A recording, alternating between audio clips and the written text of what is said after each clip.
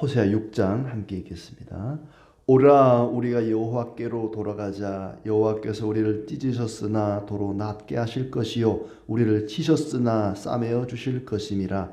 여호와께서 이틀 후에 우리를 살리시며 셋째 날에 우리를 일으키시리니 우리가 그의 앞에서 살리라. 그러므로 우리가 여호와를 알자. 힘써 여호와를 알자. 그의 나타나심은 새벽빛같이 어김없나니 비와 같이 땅을 적시는 늦은 비와 같이 우리에게 임하시리라 하니라.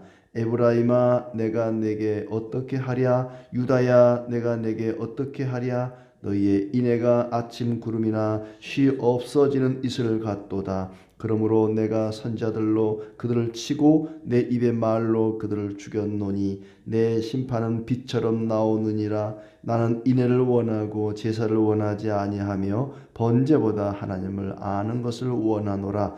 그들은 아담처럼 언약을 어기고 거기에서 나를 반역하였느니라. 길르앗은 악을 행하는 자의 고울이라. 피 발자국으로 가득 찼도다. 강도 떼가 사람을 기다림같이 제사장의 무리가 세겜 길에서 살인하니 그들이 사악을 행하였느니라. 내가 이스라엘 집에서 가증한 일을 보았나니 거기서 에브라임은 음행하였고 이스라엘은 더럽혀졌느니라. 또한 유다여 내가 내 백성의 사로잡힘을 돌이킬 때에 내게도 추수할 일을 정하였느니라. 아멘. 오늘도 주님의 은혜 가운데 모두 따뜻하고 또 즐겁고 평안한 그런 하루가 되기를 축복합니다. 계속해서 하나님께서 호세아 선지자를 통해서 북쪽 이스라엘의 죄악과 또 남쪽 유다의 타락상을 같이 낱낱이 밝혀주고 있습니다. 그러면서 이제 여호와께로 돌아가자 호소하고 있습니다. 여호와께로 돌아가자. 그분께 돌아가기만 하면 그분이 우리를 회복시켜 주실 것이다. 여호와께로 돌아가자. 유명한 말씀이죠. 여호와께로 돌아가자. 여호와께서 우리를 찢으셨으나 낫게 하실 것이고 치셨으나 싸매어 주실 것이다. 하나님은 우리를 찢으시고 치시는 분이다. 그렇지만 낫게 하시고 싸매 주시는 분이다. 하나님은 이런 분이다. 여호와를 알자 그랬는데 여호와를 힘써 알자 그랬는데 여호와가 어떤 분인 줄로 아느냐. 여호와는 우리를 찢으시고 치시는 분이지만 또 싸매주시고 낫게 하시고 싸매주시는 그런 분이시다.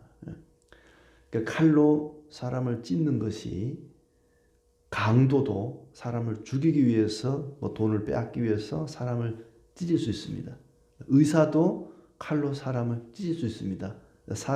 강도는 사람을 해치기 위해서 찢는 거고 의사는 고치기 위해서 찢는 겁니다. 똑같이 칼로 사람을 찢지만 어떤 사람은 해치기 위해서 어떤 사람은 고치기 위해서 찢는 것처럼 하나님은 당신의 백성들을 성도들을 찢으시는데 고치기 위해서 상처가 나면 그걸 찢어야만 치료를 할 수가 있죠. 그래서 찢는 것이다. 치료를 위해서 찢을 수가 있다. 이렇게 하나님께서는 성도들을 치시기도 하고 찢기도 하지만 그냥 해치기 위해서 하는 것이 아니라 고치기 위해서 그렇게 하는 것이다. 회복시키시는 하나님이시다. 아마 이스라엘 백성들은 선지자에게 그렇게 물을 수가 있죠. 우리가 이렇게 많은 죄를 지었는데 우리가 이렇게 큰 범죄를 저질렀는데 그럼에도 불구하고 우리를 회복시킬 수가 있습니까? 우리를 용서할 수가 있습니까? 라고 물을 때 걱정하지 마십시오. 여호와께로 돌아가기만 하면 그분은 우리를 회복시켜 주실 것입니다. 이렇게 말하고 있는 거죠. 여호와께서 이틀 후에 살리시고 셋째 날에 일으키실 것이다. 그러니까 바로 그날 당장 일으키고 회복시키지는 않지만 이틀 후에 셋째 날에 시간이 좀 경과된 다음에 하나님이 성도들을 칠 때는 좀 시간이 지난 다음에 회복을 시켜준다는 얘기죠. 그분께로 돌이키면 반드시 받아주실 것입니다. 그 3절에 여호와를 알자. 힘써 여호와를 알자. 그러면서 그의 나타나심은 새벽빛같이 어김이 없나니 비와 같이 땅을 적시는 늦은 비와 같이 우리에게 임하시리라. 하나님의 은혜가 새벽빛같이 어김없나니 그렇습니다. 새벽빛이나 늦은 비는 틀림없이 반드시 있을 일인 거죠. 새벽을 의심하는 사람은 없습니다. 하나님께서 다 움직이는 일이기는 하지만 내일 새벽이 올까? 내일 해가 뜰까? 이걸 걱정하는 사람은 없습니다. 당연한 일이죠. 어김이 없다 그랬습니다. 새벽빛은 어김이 없다. 늦은 비도 어김없이 때가 되면, 곡식이 여물 때가 되면 늦은 비를 하나님이 내려주십니다. 그러니까 하나님의 이 회복시켜 주심은 항상 어김이 없다. 하나님은 어제나 오늘이나 영원토록 동일하신 분이다. 항상 어김없이 떠오르는 새벽빛처럼, 어김없이 내리는 늦은 비처럼 하나님은 그렇게 우리를 회복시켜 주시는 그런 분이다. 하나님을 그런 분으로 알자 그 얘기죠. 하나님을, 여호와를 알자. 어떤 분으로 아느냐? 회복시켜 주시는 분. 하나님은 어김없이 우리에게 임하시는 분이다. 내가 내게 어떻게 하랴? 너희의 인애가 아침 구름이나 이슬 같다. 아침 구름이나 이슬은 금방 없어지는 거죠. 아까 새벽빛이나 늦은 비는 어김없이 내리는 것의 상징이라면 아침 구름이나 이슬은 반짝하다가 금세 없어져 버리는. 그러니까 이스라엘의 인애는 그냥 잠깐 있다가 없어진다는 거죠. 인애, 이 헤세드라는 말은 신실함과 사랑이라 그랬습니다. 진실함과 사랑. 하나님에 대해서 진실하고 하나님을 사랑하는 그 마음이 꾸준해야 되는데, 하나님은 어김없이 그들을 영원토록 동일하신 반면에 이스라엘 백성들은 잠깐 하나님을 사랑하고 마는, 새벽에 내리는 이슬같이, 아침에 구름같이 잠깐 반짝 있다가 없어지는 것. 너무 대조적이죠.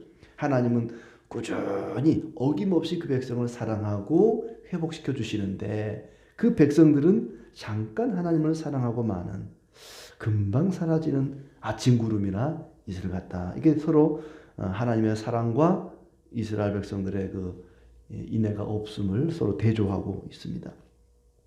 내가 선지자들로 치고 내 입에 말로 죽였다. 내 심판은 빛처럼 나온다. 6절, 하나님은 제사보다 인애를 원하고 번제보다 하나님 아는 것을 원한다. 하나님이 원하는 것은 제사가 아니다. 제사를 하지 말라는 건 아니죠. 예배를 드리지 말라는 게 아니라 진실함으로 하나님을 사랑하는 마음으로, 그 마음이 중요하다는 거죠. 제사 드리는 행위도 중요하지만 어떤 마음으로 드리느냐에 따라 그 제사를 하나님이 받으시기도 하고 거절하기도 한다. 심지어 어떤 제사는 가증히 여긴다 그랬죠. 자, 하나님이 이런 분인 줄을 알자. 아까 앞에 2절에 하나님이 우리를 회복시키시는 분이라 그랬는데, 마지막 대목에 보면은 우리가 그의 앞에서 살리라 이런 표현이 있어요.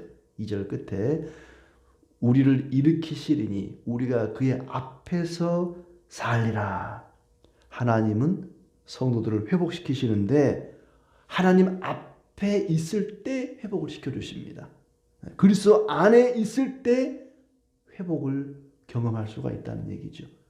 하나님 앞에 있지 않으면 우리는 회복될 수가 없습니다. 그의 앞에서 살리라. 여호와 앞에서 우리가 생명을 누릴 수가 있는 것입니다. 이렇게 하나님은 우리를 회복시키시고 변함없이 사랑하신 분이라는 것을 우리가 알자, 힘써 알자.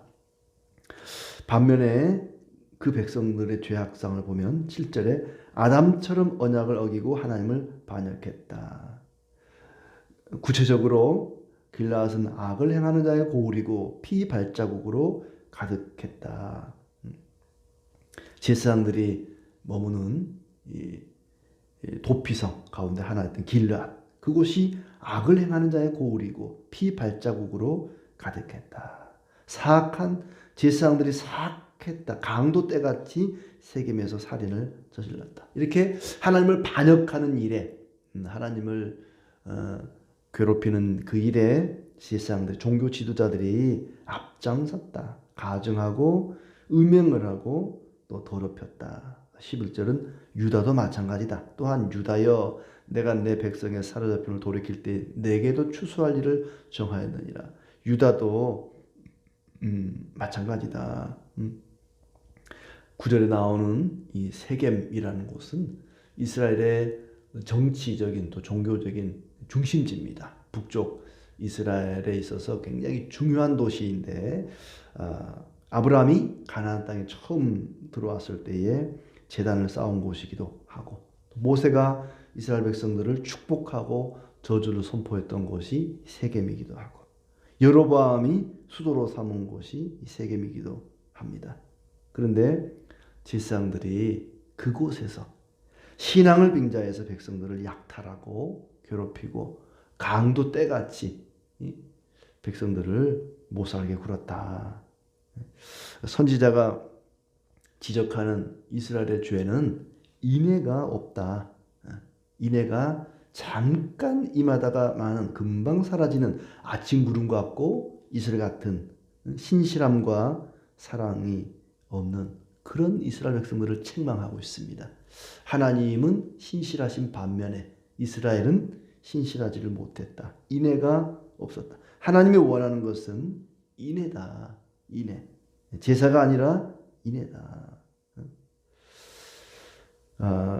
그들이 이스라엘 백성들이 그때 당시에 하나님을 안 섬긴 게 아닙니다. 하나님을 나는 안 섬길래요. 나는 여호와를 안 섬기고 이제부터는 바알을 섬기겠습니다. 이제부터는 내가 다른 신을 섬기겠습니다. 여호와를 아예 이제 멀리하고 안 섬기고 바알만 섬기겠다고 간 게 아닙니다. 여전히 제사를 드립니다. 양떼와 소떼를 끌고 여호와 앞에 제사를 드립니다. 분명히 하나님을 섬긴다고 열심히 그들은 섬기고 있습니다. 제사를 드리고 있습니다. 그럼에도 불구하고 하나님은 그들이 여호와를 떠났다고 말하고 여호와께서도 그들을 떠나겠다고 말씀하십니다. 하나님을 섬기기는 섬기는데 제사를 드리기는 드리는데 인애가 없는 제사였다는 거죠. 예배를 드리기는 드리는데 나 이제부터 교회 안 다니고 절에 다닐래요. 이게 아니고 분명히 교회를 가서 예배를 드리기는 드립니다. 그런데 인애가 없는 신실함과 사랑이 없는 예배, 그것은 하나님이 받지 않으신다. 하나님 기뻐하시지 않는다. 하나님을 섬기기는 섬기지만은 신실함과 사랑이 없었다는 것입니다.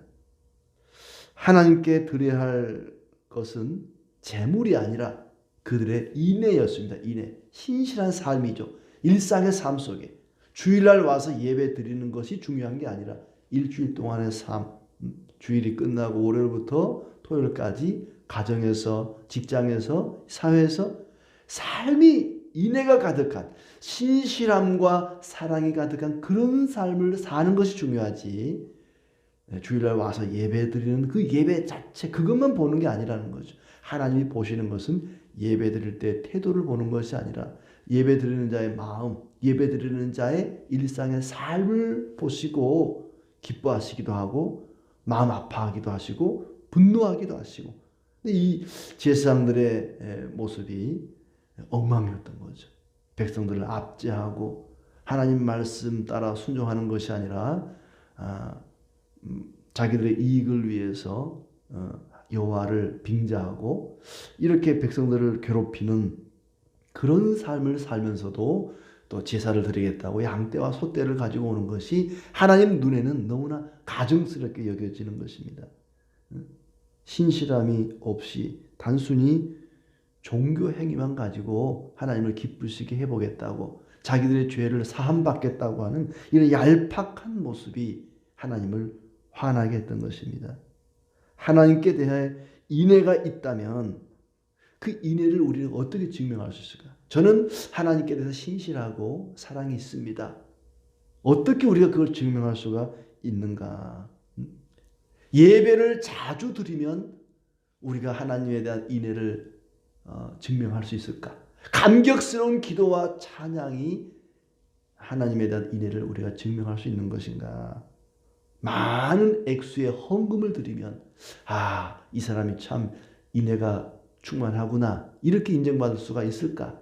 물론 그것도 필요한 일이기도 합니다만은 우리의 삶이 그리스도를 닮아가는 거죠. 주님 앞에 말씀에 순종하면서 하나님과의 언약을 지키는 아담처럼 그들이 언약을 어기고 하나님을 반역했다 그랬으니까 언약을 어기는 것이 아니라 언약을 지키면 됩니다. 하나님과의 언약을 지키는 것이죠. 그리고 삶 속에서 주님의 말씀을 실천해 가는 것입니다. 오른밤을 치며 왼밤을 돌려대고 주님을 위해서 의를 위해서 욕을 먹고 고난 받는 것을 즐거워하고 기뻐하고 빛과 소금으로 살아가는 것입니다. 연약한 자와 함께 고난을 당하고 아파하는 자들과 함께 아파하고 우는 자들과 함께 울면서 사람을 함부로 대하지 않고 존중히 여기고 이렇게 모든 사람을 주님을 대하는 마음으로 대하고 또 주님을 닮아가는 것, 그것이 바로 하나님을 사랑하는 것이고 하나님께 신실한 것이고 인애가 충만한 것이죠. 우리가 교회 와서 예배하고 기도하고 찬송하는 것도 중요합니다. 그게 필요 없다는 얘기가 아니라 제사를 드리지 말라는 것이 아니라 어떤 자세로 제사 드리고 제사 드리는 삶이 어떠해야 되는가, 그것이 하나님이 원하시는 것이다. 인애가 충만한 것입니다. 오늘도 주님의 말씀을 따라서 주님을 닮아가는 인애가 충만한, 그래야 하나님을 기쁘시게 하고 또 하나님의 회복하심의 은혜가 우리를 새롭게 하시는 역사가 있기를 진심으로 기원합니다.